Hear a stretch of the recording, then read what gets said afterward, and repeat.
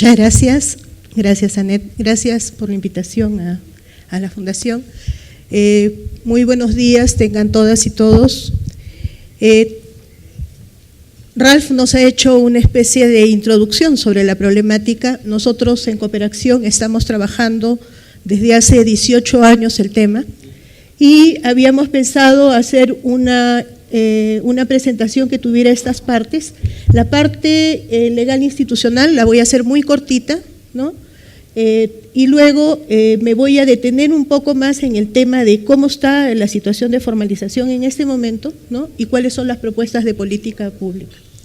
Bien, nuestro país tiene el 20%, la quinta parte del territorio nacional bajo concesión minera, en las tres modalidades: régimen de gran minería, que es 2.000 hectáreas o más, régimen de pequeña minería hasta 2.000 hectáreas y régimen de minería artesanal hasta 1.000 hectáreas.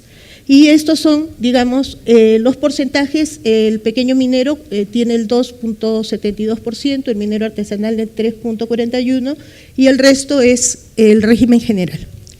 Y quiero señalar esto porque el tema de la minería artesanal, informal y legal está íntimamente relacionado en general al tema del crecimiento de las actividades extractivas, en particular minera. En los últimos años, o sea, nuestro país es un país de, digamos, tradicional explotación en minería desde tiempos precoloniales, ¿no es cierto? Sin embargo, desde cuando llegan los españoles, conquistan, hay un cambio en para qué se hacía minería. Mientras antes se hacía minería para extraer las lágrimas del sol, que eran el oro, ¿no es cierto?, y las lágrimas de la luna, que eran la plata, y las esmeraldas, o etcétera, para rendir culto a sus dioses, ¿no? Llegan los españoles y se convierte en términos de intercambio, o sea, es moneda para vender, comprar, acumular riqueza, o sea, cambia el sentido de por qué. La minería en nuestro país, esto se los voy a pedir que se los hagan llegar, es el régimen según la ley, ¿de acuerdo? Cuando es minería, gran minería, pequeña minería y minería artesanal. ¿Qué le pasó? Ahí está. Desde el año 2012, a raíz de una serie de decretos legislativos que da el gobierno, es que se establecen las diferencias entre minería ilegal e minería informal, como ha señalado Ralph, pero está por la ley, o sea, está puesto en blanco y negro cuándo es ilegal y cuándo es informal. ¿Qué es lo que ha pasado hasta ahora? Hasta ahora lo que ha sucedido es que todos los esfuerzos de formalización que datan desde cuando se dio la primera ley de promoción y formalización de la pequeña minería y minería artesanal han sido un fracaso tras fracaso. Y nosotros decimos que han fracasado porque no han abordado las causas estructurales del problema y porque tenemos un modelo de crecimiento económico que favorece la gran inversión porque es la forma fácil de que llegue dinero al Estado. El pequeño minero, el minero artesanal no aporta sustancialmente con su pago de impuestos al Estado, más aún porque la mayoría son informales o ilegales. Han habido plazos miles, ¿no es cierto? El último plazo fue el 19 de abril de este año y nuevamente lo ampliaron y en la práctica el plazo es hasta el 2016 y este 9, o sea, 9 es pasado mañana, ¿no es cierto?, vence el plazo para que los mineros informales que están en proceso de legalización se inscriban en el registro único del contribuyente, que es como la Superintendencia de Administración Tributaria, la SUNAT, en el caso de Perú. Entonces, lo que tenemos es que esas son las cifras de la formalización en este momento, ¿no? Por un lado, se presentaron hasta diciembre del año 2012 69.253 declaraciones de compromiso, es decir, el minero que se encontraba en situación de informalidad o ilegalidad declaraba que quería formalizarse, entonces declaraba su compromiso. A abril del 2014, ¿no es cierto?, solamente han pasado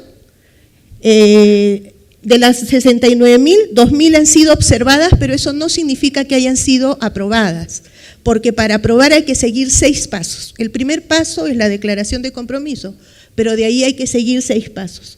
Y uno de los cuellos de botella de la formalización en este esquema que está implementando el gobierno peruano es que aquellos que no tienen título de concesión minera tienen que obtener el permiso del titular de la concesión y del propietario del terreno superficial. Y quiero señalar esto porque luego vamos a ver que en la cadena de valor los formales, las empresas legales están promoviendo la ilegalidad en mi país. De esos 69,000 y pico, 1.861 presentaron contrato al 30 de abril según cifras oficiales del Ministerio de Energía y Minas del Perú. Solamente han sido aprobados 193. Y uno de los pasos, el quinto, si no me equivoco, o el sexto, es la presentación del instrumento de gestión ambiental correctivo, es decir, aquellos mineros que ya estaban actuando y que habían generado impactos ambientales tenían que presentar un instrumento, una especie de estudio de impacto ambiental, pero es un instrumento para corregir impactos ambientales. De eso solamente han sido aprobados 30, de 70,000 que estamos hablando. Entonces es francamente un fracaso total, ¿no es cierto? Lo que nosotros decimos es que es insuficiente, estamos de acuerdo. En mi país hay dos tipos de minería en pequeña escala. La minería de socavón, o sea, por vetas, y la minería aluvial, que es la que Ralph nos ha contado de lo que sucede en Madre de Dios. Pero en ambos casos hay problemas porque se ubican en cabeceras de cuenca, no necesariamente cuando es de minería de socavón, no es en zonas que no sean frágiles, también se ubican en zonas frágiles.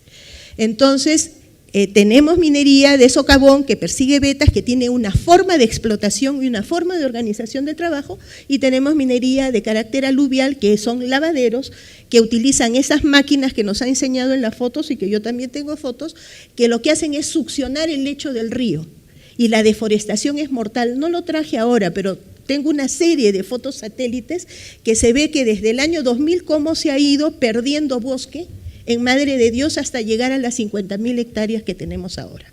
Pero ¿de quién es responsabilidad?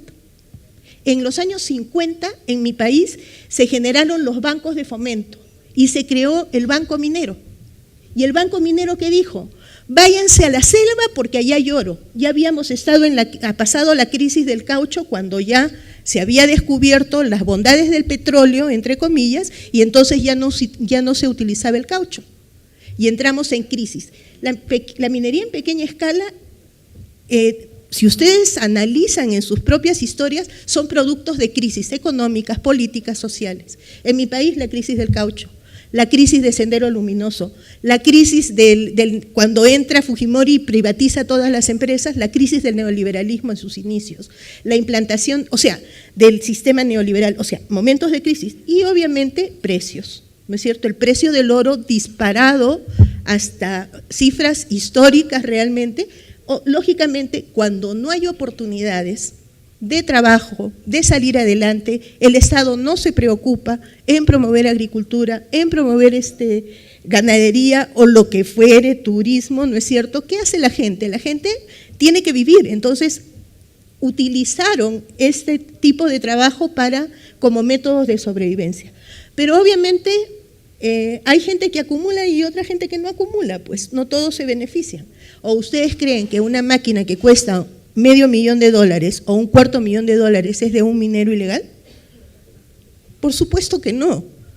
Entonces aparecen ahí justamente a lo que nosotros nos hemos abocado, a identificar cuáles son los actores de la cadena de valor, para ver desde el momento en que se pide la concesión hasta que se exporte el oro a Suiza o a Estados Unidos, en este caso la cadena de valor de oro, qué actores están interviniendo.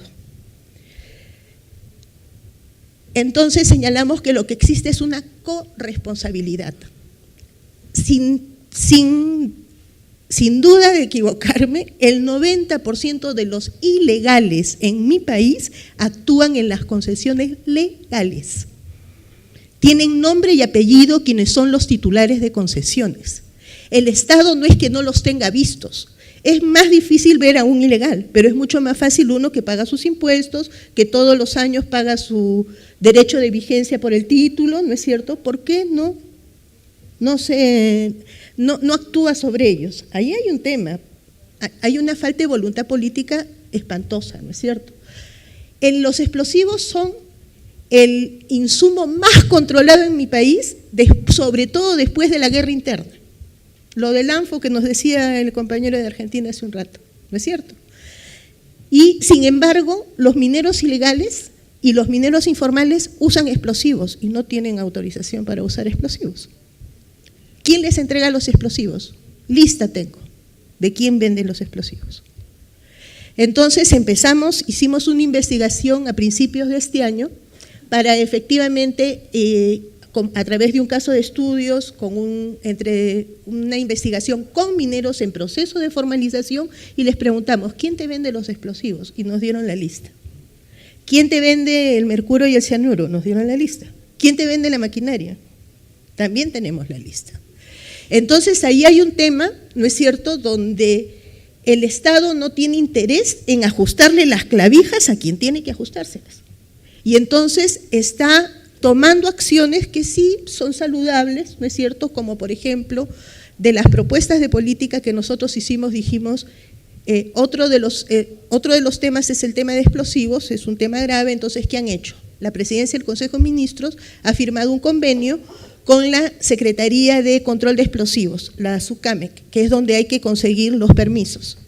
Está bien. Y ahorita está saliendo un proyecto de ley, ¿no es cierto?, que se va a abrir un registro nacional de venta de maquinaria pesada, para que las grandes empresas, Volvo, Bosch, Mitsubishi, no vendan impunemente a cualquier hijo de vecino que viene a comprarles una cosa que cuesta $250,000. Entonces se va a crear un registro y nos parece bien. Ahora, echa la ley, echa la trampa, también decimos nosotros. Tiene que haber mucha vigilancia social, ¿no es cierto?, para que esto funcione.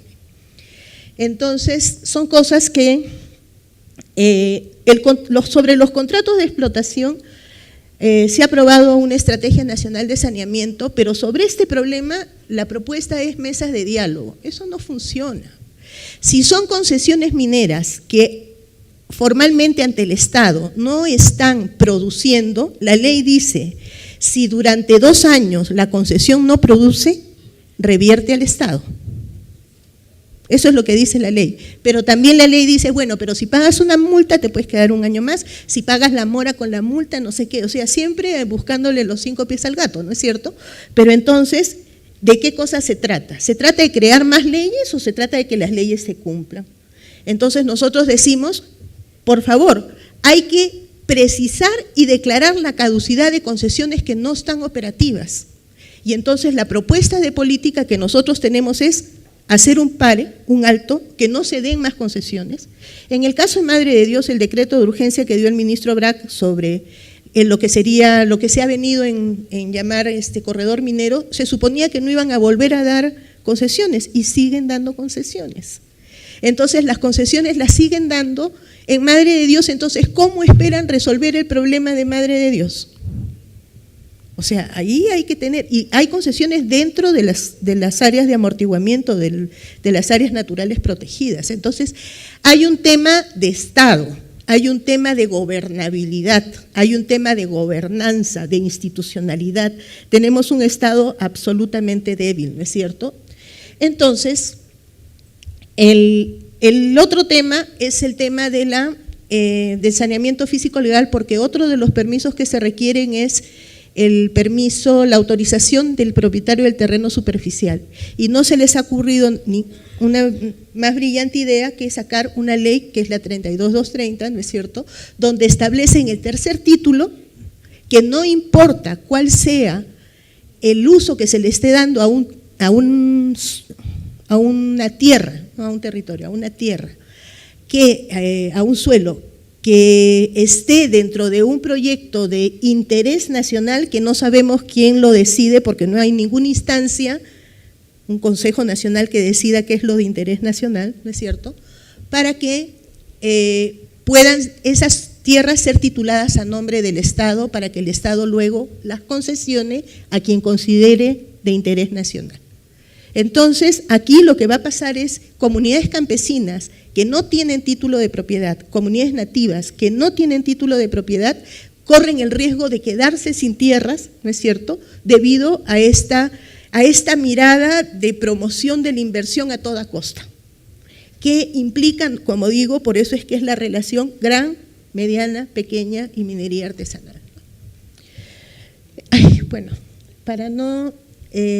entonces, creemos que hay fallas de origen mientras no se aborden los temas de fondo, es decir, el Estado tiene que invertir o no en desarrollo agropecuario, tiene que invertir. El Estado tiene que invertir en fortalecer Estado, tiene que invertir. El Estado tiene que invertir en fortalecer institucionalidad y presencia. Y tiene que invertir, y ahí quería contarles que la semana pasada del Ministerio de la Producción me convocan porque han visto la propuesta sobre cómo ver en esta cadena de valor, ¿no es cierto?, qué hacer, porque hay situaciones donde no va a ser posible revertir. Las zonas donde nosotros decimos que está prohibido, tiene que estar prohibido y tienen que salir de ahí. Es decir, hay que erradicar la minería en ecosistemas frágiles, en bosques primarios, en cabeceras de cuenca, y erradicar la minería y las actividades extractivas en general, no solo de pequeña minería, de gran minería también. Hay que definir zonas donde no se puede hacer actividad extractiva en nuestros países. Entonces, pero en este caso estamos diciendo, la primera propuesta de política es ordenamiento del territorio, caducidad de concesiones, parar esa situación, ¿no es cierto? Y de ahí avanzar con los temas, y hemos propuesto 7 grandes ideas de política. ¿Por qué? Porque si no hay oportunidades de trabajo y no hay inversión pública en desarrollo sostenible, agricultura sostenible, actividades como industria, como turismo sostenibles, ¿no es cierto?, la gente va a seguir yéndose por el lado no solo más fácil, sino por lo que se le presenta en el momento y las oportunidades que tiene. Entonces, efectivamente, si el Estado no le da oportunidades y los ilegales sí le dan oportunidades, ¿a dónde se va? Se va a la ilegalidad. Lamentablemente, tenemos un esquema que promueve en la práctica la ilegalidad, ¿no? ¿Quién provee los explosivos? ¿No es cierto? Con nombre y apellido. O sea, están ahí los nombres, quiénes son las empresas que proveen. Esas empresas pagan impuestos. ¿Quién? Y para poder tener la licencia hay que seguir todo un trámite grandazo en la superintendencia de explosivos, ¿no es cierto? ¿Quién les provee la maquinaria? Tenemos fotografías y yo francamente ahí cometí el error de no traerla. El gerente general de la Volvo de Suecia viene a Perú y se toma una foto con doña Goya delante de un tractor que le ha vendido. Doña Goya es la reina del oro en Madre de Dios, del oro ilegal. ¿No es cierto? Entonces, ¿es o no una falta de, bueno, para ponerlo en los términos de ellos, de irresponsabilidad social corporativa, ¿no es cierto?, de ir contra sus propios códigos de ética? O otra foto donde está la maquinaria pesada y hay un letrerito que dice Maquinarias S.A., Enrique Ferreiros S.A., otra, o sea, no, empresas que en mi país tienen renombre.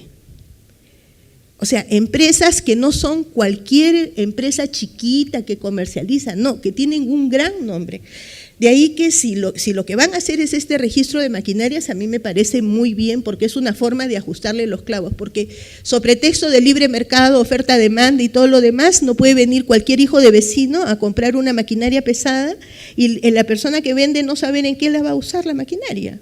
Y se la lleva entonces a Madre de Dios para dragar el río y botar el bosque.